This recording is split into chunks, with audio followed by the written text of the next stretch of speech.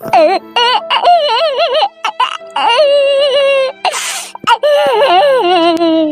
ওখানে কাঁদছে? কে ওখানে?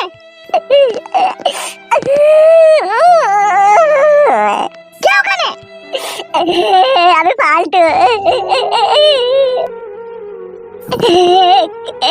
কাকিমা, কি হলো কি তোমার? এইভাবে কান্না করছো? জীবনটা শালপাতা হয়ে গেল কাকিমা, আমি আর বাঁচবো না।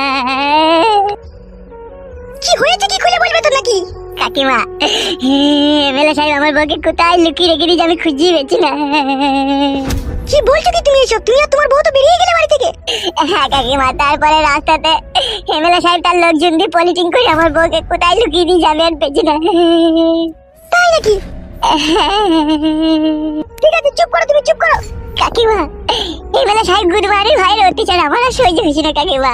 আমাকে তুমি বিয়ে দাও কাকিমা, আমাকে তুমি মেরে দাও। তুমি সত্যি করে তোমার বউকে এমএলএ সাহেব কোথাও গুম করে দিয়েছে, তুমি শিওর? হ্যাঁ গো, আমি মিথ্যে কথা বলছি নাকি? রাস্তাতে হেঁটে গেছিলাম, একটা লোক এসে কি মারলো আমাকে, আমার বউকে নিয়ে পালিয়ে গেল। দিয়ে আবার সেই লোকটাকে দেখছি এমএলএ সাহেবের সাথে গল্প করছে, মদ খেয়েছে, কথা বলছে, আর আমি বলতে গেলাম আমাকে মেরে খেতে দিল। ফালতু, কি হয়েছে কি? তোমার আব্বা আমার বউকে নিয়ে নিয়েছে। ফালতু, তুমি পুলিশের কাছে গিয়ে থানাতে এই ব্যাপারটা খুলে বলো। বলেছি, পুলিশকে বলেছি, দিয়ে পুলিশ বললো এই ব্যাপারটা আমি তদন্ত করে দেখছি, তাই বললো। সত্যি করে ফালতু, তোমার বউকে আমার বাবা লুকিয়ে দিয়েছে?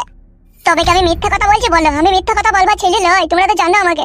ছি ছি ছি ছি ছি, এই তোরাই দেখ, তোর বাপের চরিত্র এত খারাপ। আমি কি সাথে বাড়ি থেকে চলে গেছিলাম বল?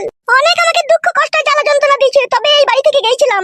আর আজকে এই ভালো ছেলেটার জীবন টানাটানি করে দিচ্ছি। দেখ ইয়ার বউটাকে নিয়ে আবার কোথায় কি করে দিয়েছে বলছি। জানো কাকিমা, তুমি যখন বাড়ি ছেড়ে পালিয়ে গিয়েছিলা, আধেক রাতে এমএলএ সাহেব আসতে আমার বউয়ের কাছে শুতে।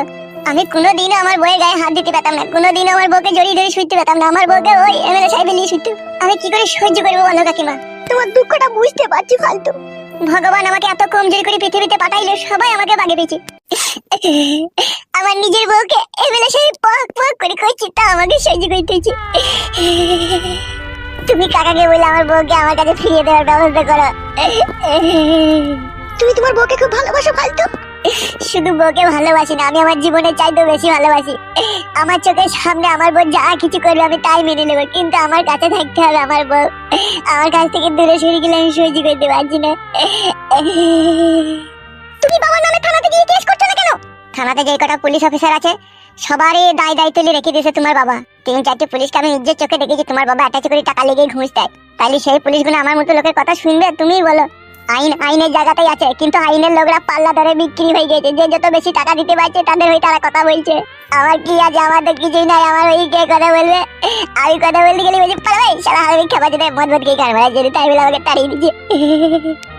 আমার বেশি কথা বলতে গেলে বলছি সারা গেলে কানে ভরে দিতে দিতে দিতে। আমি নিজের জান বাঁচাবো না নিজের বউকে বাঁচাবো? কি করবো? আমি তো কিছু খুঁজে পেয়েছি না। কিন্তু এই সব কিছু হয়েছে তোমার বাবা লেগে।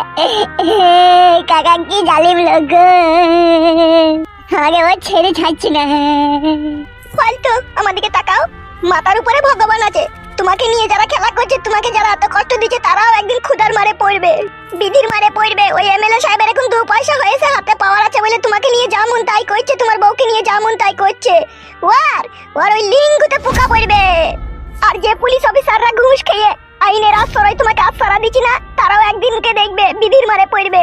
তারা ওই ঘুষের টাকা নিয়ে যেয়ে বাড়িতে রাখবে। কারো চোখ কানা হবে, কারো মুখ কানা হবে, কারো ব্লাড ক্যান্সার হবে, কারো হাত ভাঙবে, কারো পা ভাঙবে, সব টাকা চলে যাবে, ও টাকা থাকবে না।